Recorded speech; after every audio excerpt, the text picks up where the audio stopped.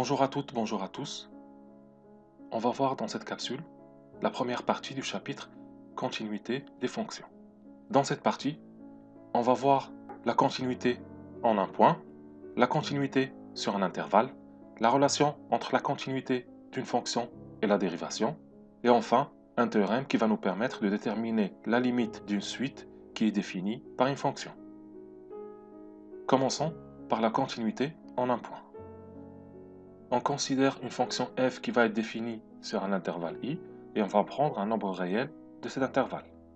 On dit que la fonction f est continue en a si et seulement si la limite quand x tend vers a de f de x est égale à f de a. Donc, ça veut dire qu'une fonction va être continue en a si sa limite en a est égale à l'image de a.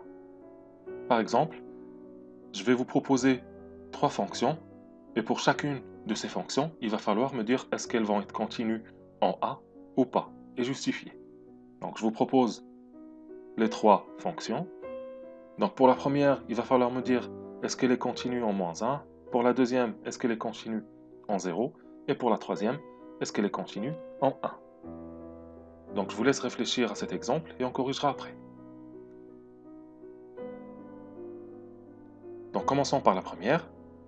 Donc d'abord, on va calculer l'image de -1. Donc ici, on a f de -1 qui est égal à 2. Maintenant, on va calculer la limite quand x tend vers -1. Graphiquement, on va juste voir quand x est assez proche de -1, f de x va être assez proche de quel nombre. Donc si on regarde aux alentours de -1, on a f qui va être assez proche de 2. Et du coup, la limite quand x tend vers -1 de f de x est égale à 2. Du coup, on a la limite en -1 qui est égale à f de -1. Et donc, on peut dire que la fonction est continue en -1. Maintenant, on passe à la deuxième.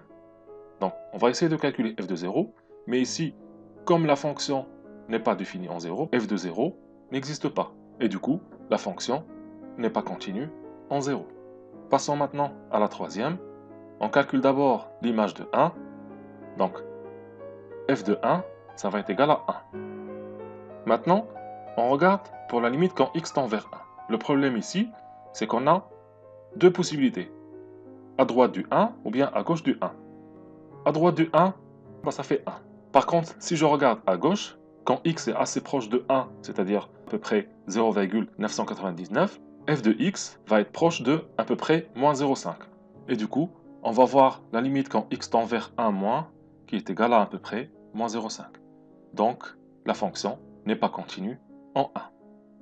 Passons maintenant à la continuité sur un intervalle. On considère toujours une fonction f qui va être définie sur un intervalle i. Et on dit que la fonction f est continue sur un intervalle i, si et seulement si elle est continue en tout point de cet intervalle. Donc, pour savoir si une fonction est continue sur un intervalle, on va vérifier pour chaque point de cet intervalle-là. Mais pratiquement, ça va être impossible de vérifier tous les points d'un intervalle. Du coup, on peut utiliser la représentation graphique d'une fonction pour savoir si elle est continue ou pas sur un intervalle. La continuité, du coup, peut se traduire graphiquement par une courbe en un seul morceau. C'est-à-dire que si je trace ma courbe d'une extrémité à l'autre sans lever la main, je peux dire dans ce cas que la fonction elle est bien continue sur tout l'intervalle. Par exemple, je vais vous proposer deux fonctions et je vous demanderai à chaque fois de me dire est-ce que ces fonctions vont être continues sur l'intervalle moins l'infini 0, sur l'intervalle 0 plus l'infini et sur l'intervalle moins l'infini plus l'infini. Donc je vous laisse réfléchir à cet exemple et on corrigera après. Donc commençons par la première fonction f. Donc si je regarde sur moins l'infini 0, elle est en un seul morceau. Donc elle est bien continue. Pour 0 plus l'infini, elle est continue parce que si j'essaie de la tracer, je ne vais pas lever la main et en plus, elle est en un seul morceau. Et si je regarde sur moins l'infini plus l'infini, ça va être la même chose. Donc c'est une fonction qui est continue sur moins l'infini plus l'infini. Passons maintenant à la fonction g. Donc sur moins l'infini plus l'infini, elle est en un seul morceau, du coup elle est continue. Pareil pour 0 plus l'infini. Par contre, si je regarde de moins l'infini à plus l'infini, quand je vais essayer de la tracer, à un moment donné, je vais lever la main pour pouvoir tracer la suite. Et si je regarde bien, elle est en deux morceaux. Donc, elle n'est pas continue sur moins l'infini plus l'infini. Maintenant, je vais vous proposer quelques fonctions classiques qu'il faut absolument connaître. La première, ça va être les fonctions polynômes.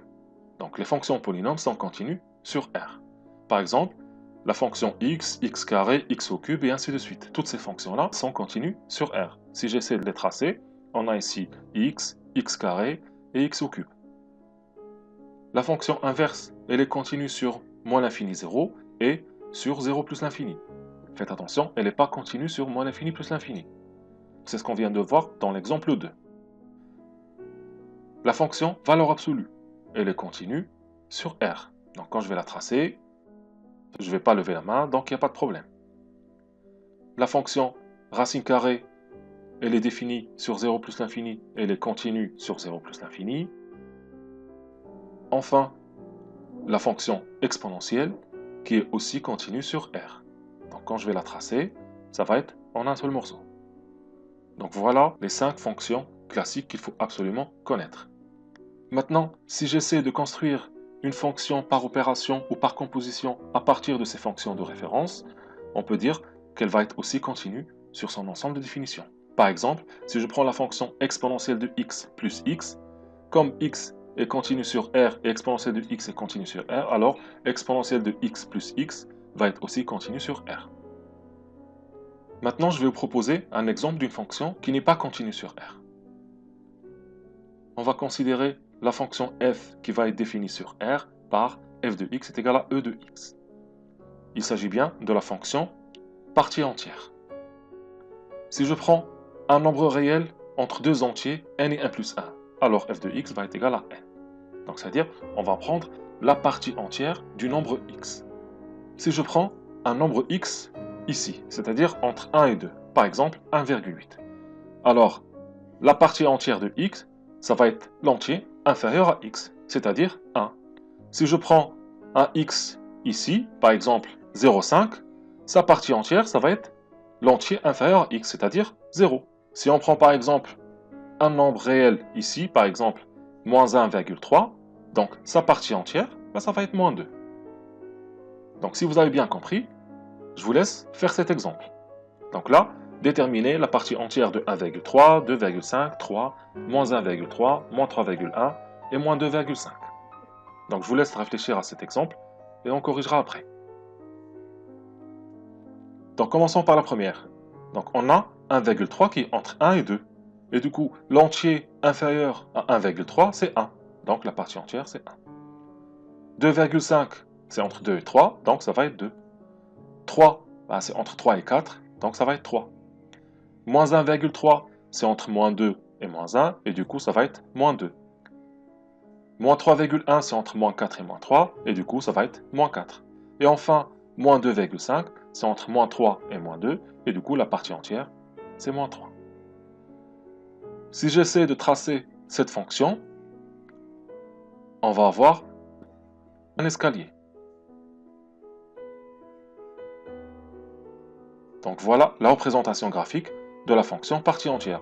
Et si on regarde par exemple l'image de 1,3, graphiquement, ça va me donner 1. Par exemple, si je regarde moins 2,5, graphiquement, ça me donne bien moins 3.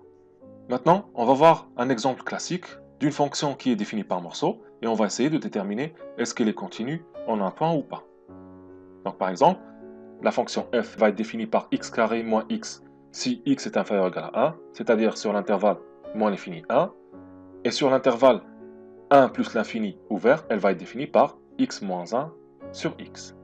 Donc la question c'est étudier la continuité en 1 de cette fonction. C'est-à-dire, il faut juste calculer l'image de 1 et la limite en 1.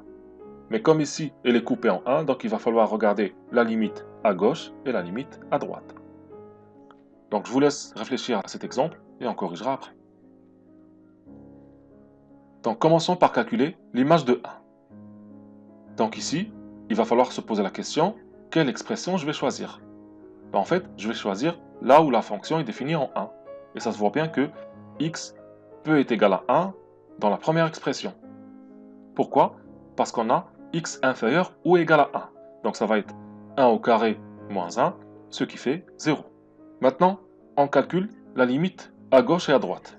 Ici, la limite à gauche, ça va être aussi 0, parce que la fonction, c'est une fonction polynôme, et elle est continue en 1, donc il n'y a pas de problème. Donc il suffit juste de regarder à droite du 1. Du coup, on va voir la limite quand x tend vers 1 et x est strictement supérieur à 1 de f de x, qui va être égal à la limite de x moins 1 sur x. Et du coup, ici, on n'a pas de forme indéterminée, donc il suffit juste de remplacer. Quand x tend vers 1, donc x moins 1, ça va tendre vers 0 sur 1, ce qui fait 0. Et donc là, on a la limite à gauche qui va être égale à la limite à droite qui va être égale à l'image de 1.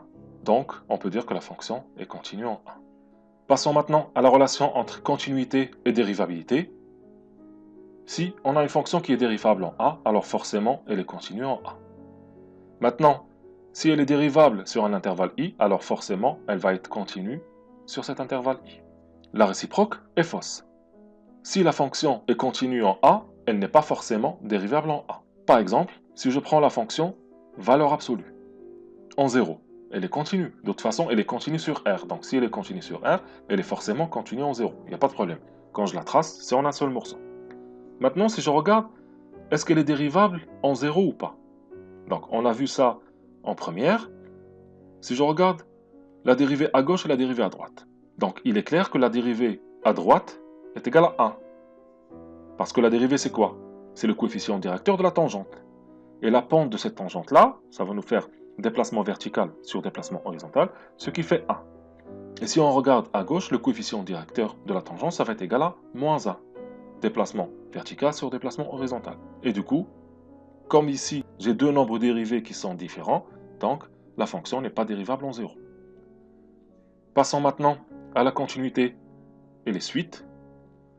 On va considérer une fonction qui va être continue sur un intervalle i, et on va prendre un réel L de cet intervalle. On va prendre une suite un qui va être définie par un plus 1 est égal à f de un, tel que pour tout entier n, un appartient à l'intervalle i.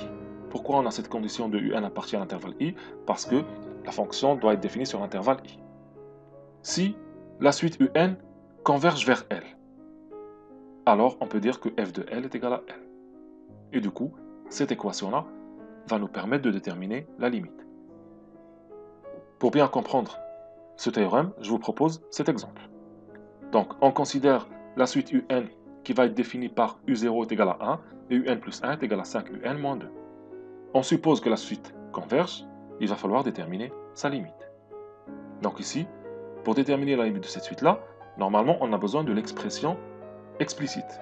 Mais grâce à ce théorème-là, on peut déterminer la limite sans passer par l'expression explicite. Donc je vous laisse faire cet exemple et on corrigera après. Donc ici on a un plus 1 qui est égal à f de un avec f est égal à 5x moins 2. Comme la suite converge, alors sa limite L va vérifier l'équation suivante. F de L est égal à L. Du coup, ça va nous donner 5L moins 2 est égal à L. Ça fait 4L est égal à 2 et du coup, L est égal à 0,5. Et donc, la limite de la suite un est égale à 0,5. Voilà pour cette partie. Je vous remercie d'avoir regardé et je vous dis à très bientôt.